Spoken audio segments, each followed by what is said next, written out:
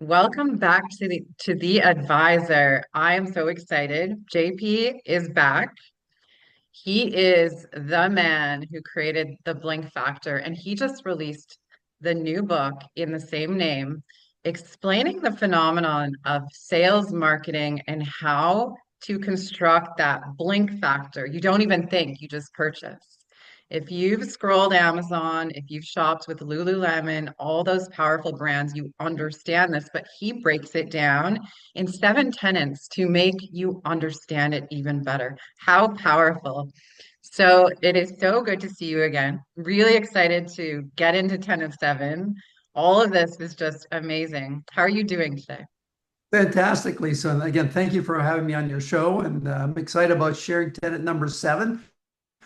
And then maybe just for those who may be joining for the first time, I'd recommend that you visit previous blogs where we've covered previous tenets. In the previous blog, we covered tenet number 5 and 6, and 5 was about creating a sense of belonging, really understanding that we are human beings, that we need human connection, and how brands play an important role at facilitating those human connections. And tenet number 6 is what get measured gets done. How do you measure emotional equities? It's so much easier today than it was 10 years ago of understanding how people feel, their sentiment, um, you know, their moods. And those are important factors when you're trying to engage with a response. It's really hard to have a conversation if the individual you're having a conversation with has a high degree of anxiety or anger. And so understanding how they feel and how you make them feel is really important. And that's what separates leading brands versus laggard brands, is they've really figured out how to connect emotionally and how to measure those emotional connections. And now tenet number 7 is anchored on future-proofing what you're doing. The reality, if you look back 5 years ago, there was no conversation about AI. Yes, maybe in the movies, Terminator or something like that. But when it came to Yeah. the day dialogue of individuals, AI was not even on their horizon. But all of a sudden, within 2 years, you can't go from one industry to the other, one blog to the other, that AI is not being mentioned. If you look at LinkedIn and if you did a search on how many times AI is mentioned on LinkedIn, it's like in the millions, in the millions. And so future proofing is understanding what are near-term horizon and future horizons, and what are those scenarios that would impact a company's, an organization or a brand. If you look Like today, predicting the future in a sense? yeah, predicting the future, at least creating, no one can predict the future. There's a great quote I love though. It says the future is already here. It's just not evenly distributed. So when I go to China or I go to Europe and I look at what's happening there, and it's not happening in North America, you can learn from them. They're further ahead on certain things, further behind on other things. But really, it is about predicting the future or creating scenarios that allow you to plan for the future. We Mm. call that scenario planning, and it's called strategic foresight, which is an entire discipline. It was invented by the military in the Second World War, where they're planning on, cause and effect. How do we allocate troops to certain areas? You know, having different scenarios. If the enemy does this, this is what we need to do. If the enemy does that, this is what we need to do. And that became the foundation that Shell pioneered strategic foresight for organizations, like how to plan if there's a shortage of resources. How do we plan if people are moving from gas turbine to electric? What Right. implication does it have for organization? How do we mitigate any risk or liability? And so it could be on the simpler scale. If you're running your own organization and you're a consultant on well-being, how do you future-proof your organization? What are the trends? Consumers are getting older. If you're focused on the Gen Zs and the younger generation, you may be missing an entire market where they're looking for longevity. And where do you play in that longevity model? And so scenario planning looks at trends that are short-term horizon, like 5 years, and then long-term horizon could be 10 years, and then creating different scenarios. What happens if there's a global war? What happens if the cost of electricity is doubled? What happens if there's no more oil? These are all scenarios that allow organizations to plan, okay, if this happens, here's our strategy. Here's scenario one if that happens. Scenario two, if that happens, here's our strategy. And it creates a playbook that allows organizations to anticipate disruption. And that's the key word, anticipate disruption, because no one likes to be disrupted. We, for example, predicted COVID a year, 18 months before it happened. We do every year a trends analysis on our website, www.sld.com.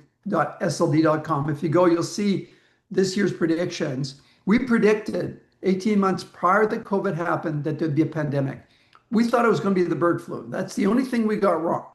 But we said, Wow. as organizations, how do you mitigate the risk? We had already started planning on remote work before COVID happened. We were already doing remote work before COVID happened. We already built an infrastructure and technology platform that allowed us to work from home and make it seem seamless well before COVID ever happened. So when COVID happened, all we did say stay home. That was it. They already had their computers at home. They already had Wow. the networks already set up. The Every server. organization that wasn't prepared is so jealous right now. And we wrote a white paper like the day that COVID happened. We did a study and wrote a white paper like within 4 weeks. God, Here's that's what our incredible.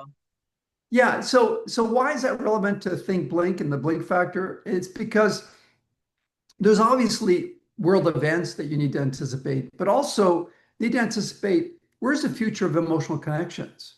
What are the future technologies? AI didn't exist, well, it existed, but 5 years ago wasn't relevant or topical. What are the future technologies that are going to allow us and different scenarios that are going to allow us to create more intimate relationships? I was yesterday we had an AI workshop internally looking at what are the new AI trends, and there was this avatar, voice activated avatar, AI avatar. It was mind blowing. You could not tell that this was not a real human. And this avatar remembered the conversation you had the day before. They remembered who you were, the conversation you had, and were able to give you some of the traits of your personality. Oh, you're very inquisitive. I think you like a sense of discovery, and you go, wow, this is amazing. And so think of that now, and think of that. Machine learning is all about learning. The machine learns from interactions. Now think about 5 years from now. What is it going to look like? Gonna be insane. It's gonna be insane. I use the paid version of Chat GPT to track everything. It knows, it feels like my best friend. And I don't know if that's healthy or not, but it knows what I'm doing, when I'm doing, what I need, what my body needs based on, because I tell it everything. Every morning I tell it my dreams. I tell it where I'm at in my cycle. And it like speaks to me, like I said, like my best friend. Yeah. Yeah. Well, now, It's one insane.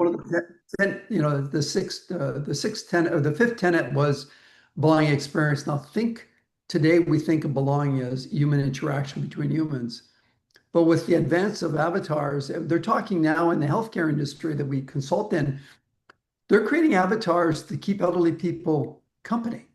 They're looking at robots Wow, as that's brilliant. companions so that people don't, who are retired or who, are widowers who live alone have a companion that they can engage with because that's key to longevity. Mm, Longevity is how you feel about yourself and how you engage in the community. And so having those both voice activated avatars and robotics are key to us living longer as human beings. And so as marketers understanding how does these technologies impact our ability to connect emotionally, and is the definition of emotions going to change?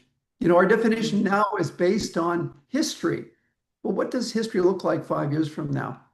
Right? What right. what is the behavior we're going to have 5 years from now? And how different it's going to be? It's going to be very different. Yeah.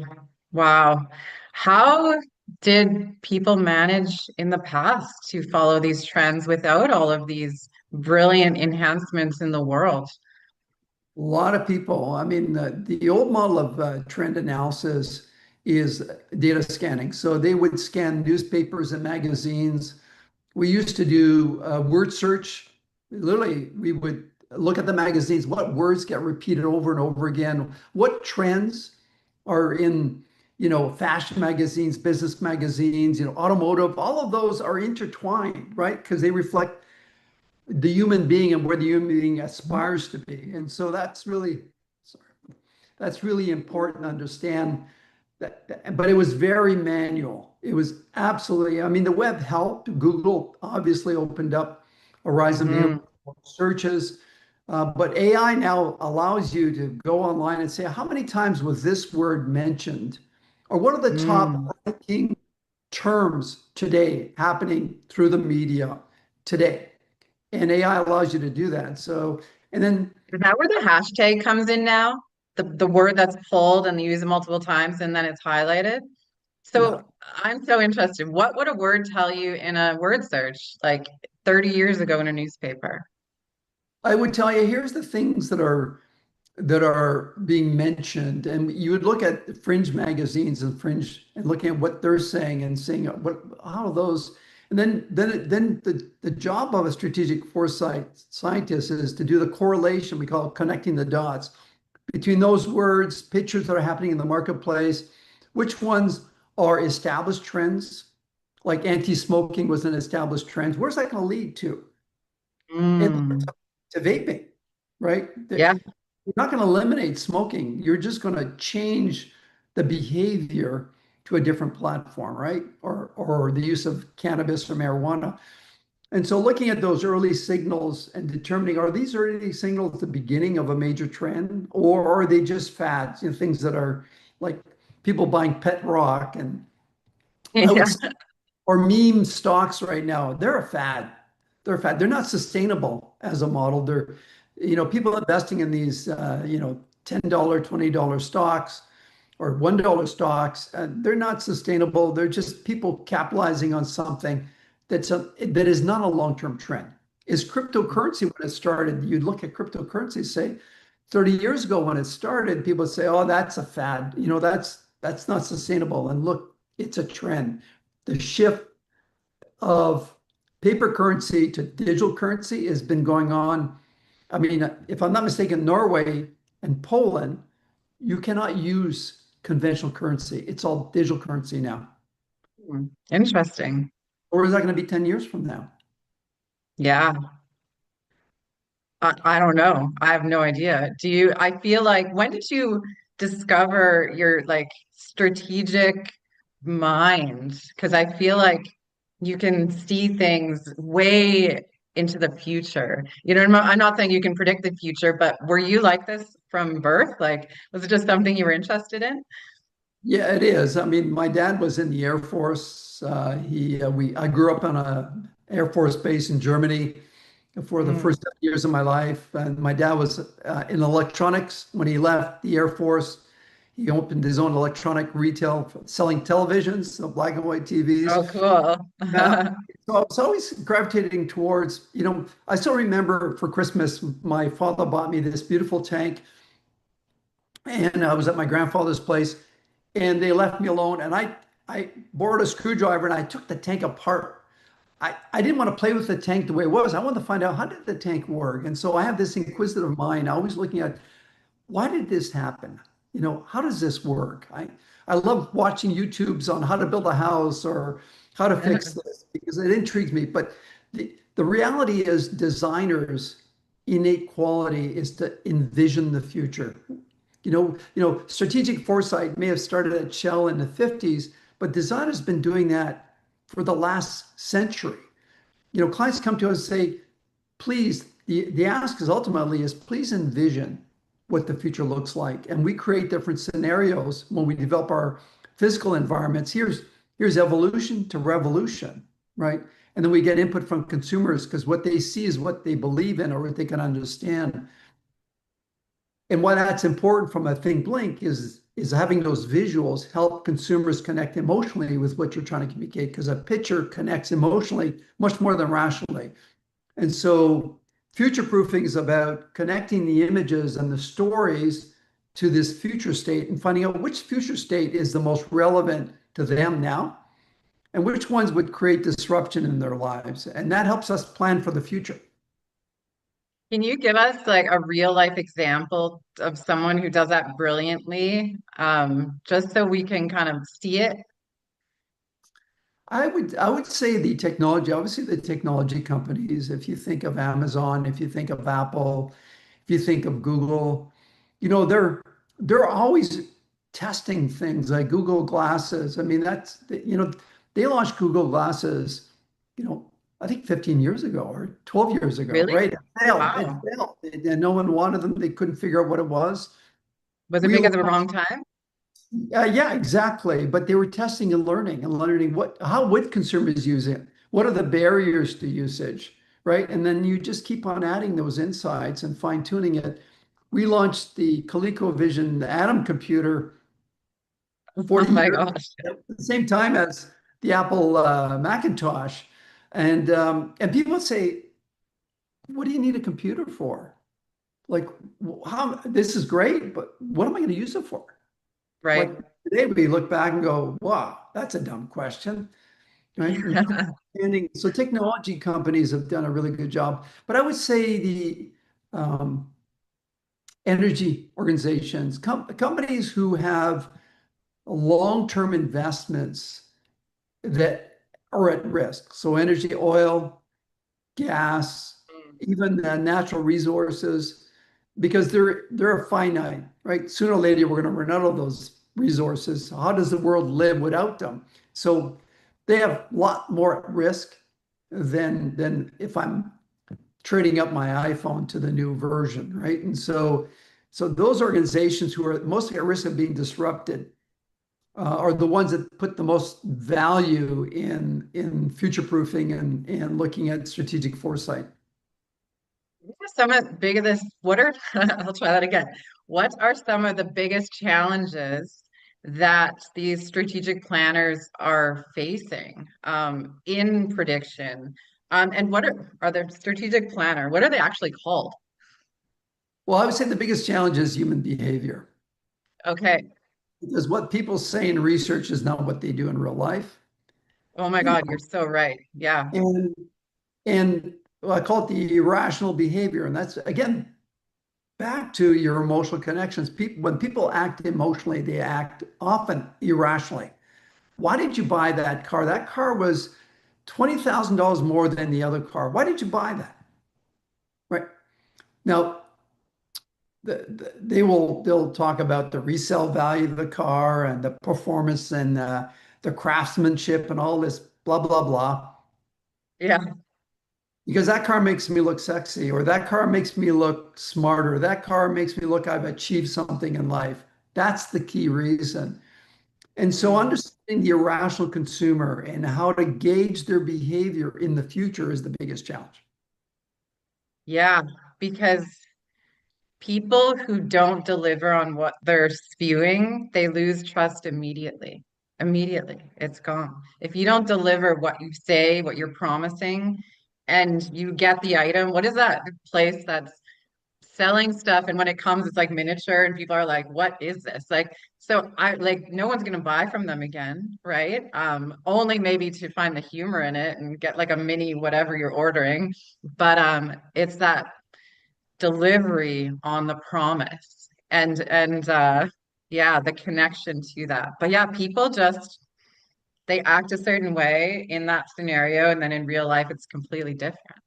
Absolutely. And so being able to predict the future based on those uncontrollable there, and that's where the growth of behavioral science, we have on staff a behavioral scientist, and it's called nudging. So what are the biases people have, and how do we nudge them out of their biases? How do we get them to buy that? Sears, the rest of her soul, pioneered behavioral science because when you went to a Sears store, they had good, better, best. If you wanted an iron, they had the budget version, they had the best-selling version, and then they had the deluxe version, and then they had different prices. And consumers always bought the middle one because yeah, some bought the more premium, but typically you in your mind you'd go, if I buy the discount one or the value one, I'm giving up certain features I'm not willing to give up. that I'm getting in the middle one. Now, I like the features of the deluxe one, but I'm willing to compromise with this one. And that's how they drove their business by giving consumers three choices, of which they knew the choice the consumer was going to pick was the middle one through behavioral science. Because we're more apt to react to something, a fear of not getting versus a fear of getting, of losing out. The fear of losing out is more powerful than the fear of winning or the desire of winning. And so understanding those behaviors helps guide this strategic foresight, if you like, with some of the behaviors consumers may have based on these situations, these scenarios that we've created, these short-term scenarios and long-term scenarios, disruptive scenarios and non-disruptive scenarios, and looking at how will the consumer respond and what are the strategies we need to take to remain emotionally connecting with those consumers in those purchase decisions. Because when you're giving consumers choice, two things happen. You've narrowed the choice, so you're eliminating complexity of choice because right now people are overwhelmed. There's too much choice. When you go to Amazon, you're overwhelmed. God, I just wanted Yes. that. I didn't need to see 30 toasters. And number two is by narrowing the choice, you're putting the consumer in control of making the decision they feel is right for them. Mm. And that's all about those emotional connections and empathy for their needs, understanding their desires, and playing to those desires. The Sears catalog, the Christmas wish book. Mine was so dog-eared. I would look forward to that every year. Yeah. But that's a brilliant way of predicting the future that they had down pat because they could see the trends and then oh God, I can smell that wish book right now. So here's a great insight. So here's a company, Sears, that Mhm. started in the catalog business. Oh, That okay, yeah. they started in catalog. They had no stores, and then they went into retail Mm, catalog. They're like Blockbuster. They didn't see the writing on the wall that the catalog was the key vehicle in their future, but that the catalog format had to change from paper being delivered to your home to online, Amazon, right. right? They didn't make that switch. And I have the saying your biggest asset for growth is your biggest liability for growth. So their biggest asset was a catalog program. They had the best products, the best selection of any retailer in the world. Their biggest liability is they were committed to a paper delivered to your home catalog, thinking that was the future. When Amazon came in and said, no, no, just go online. You can order it there. Oh, yeah. They put the big squash on that, that's for sure. Yeah. Yeah, crazy. I wish we could continue talking about this, but we're almost out of time. Thank you so much for being here, for explaining Tenant 7 and everything that goes along with it. It's such a story. You have this brilliant way of painting the story so well. So thanks for being here today. Thank you, Lisa. And I look forward to the final session where we're going to talk a little bit about how do you take all these insights, these tenets, and apply it to your business. Oh, I'm excited. I can't wait. And I know the audience is excited too. So thanks again. And to our audience, thank you for being here. Stay tuned for the rest and go back and listen and watch the rest of these episodes that we did because we thoroughly go through tenants 1 through 6 and it's brilliant. Have a good day, everyone.